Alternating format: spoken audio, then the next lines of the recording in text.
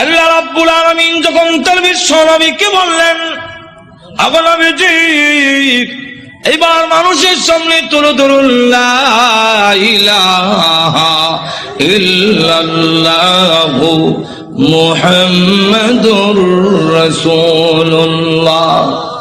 আমি আল্লাহ ছাড়া কোনো মাবুদ নাই।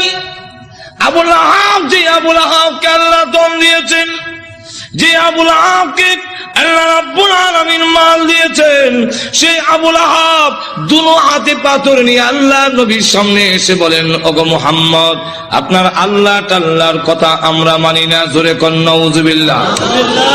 আপনার আল্লাহ টাল্লাহর কথা মানি না আমরা আল্লাহর কথা। এই কথা বলে নবীজি যখন পাথর মারতে গেল, আল্লাহ রাব্বুল আলামিন তখন ডাক দিয়ে বলেন, ওগো নবীজি, আপনার বিরুদ্ধে আসে নাই, বরং আমি আল্লাহর বিরুদ্ধে এসেছে। অত বড় নিমক কালাম আল্লাহ